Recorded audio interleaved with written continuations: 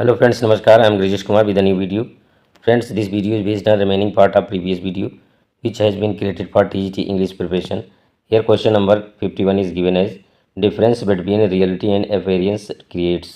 Friends, यहाँ पर बताना है आपको कि रियलिटी और appearance के बीच में क्या अंतर उत्पन्न होता है। तो इसका ऑप्शन इसका जो है यहाँ पर दिया गया है। आयरनी को क्रिएट करता है, पन को क्रिएट करता है, सिमिली को क्रिएट करता है या फिर मेटाफर को क्रिएट करता है। तो यहाँ पर आयरनी को ये क्रिएट करता है। So correct option is a.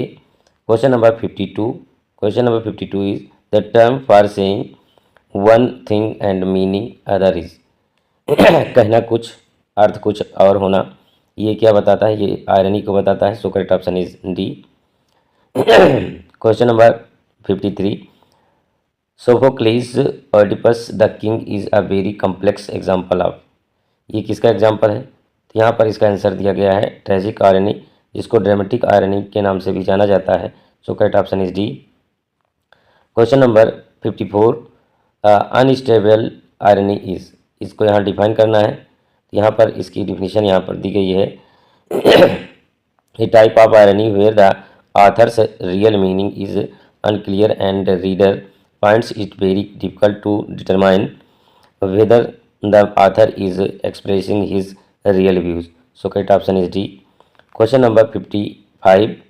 Verbal irony is, इसको भी यहाँ पर डिफाइन करना है। वर्बल आयरनी क्या है? तो यहाँ पर दिया गया इसका answer when someone says one thing but really means something else. जब कोई किसी बात को कहता है लेकिन उसका रियल मीनिंग जो है कुछ और ही होता है, तो उसको वर्बल आयरनी कहा जाता है। So correct option is C. Question number 56 यहाँ पर दिया गया है an indirect and usually malicious implication is known as. इसका आंसर यहाँ पर दिया गया है innuendo. So correct option is D. Question number 57। A tattered coat upon a stick is an instance of. A tattered coat upon a stick, ये किसका example है? ये है मेटाफर का, क्योंकि यहाँ पर डायरेक्ट जो है बात कही गई है। So correct option is C. Next question, question number 58। Identify the figure of speech in the following line.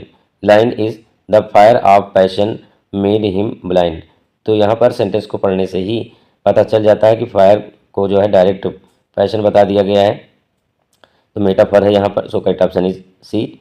Metaphor को रूपक कहा जाता है। रूपक आप जानते हैं, हिंदी में पढ़े होंगे कि रूपक अलंकार में जो है डायरेक्ट किसी चीज़ की उपमा कर दी जाती है। नेक्स्ट क्वेश्चन दिया गया है यहाँ पर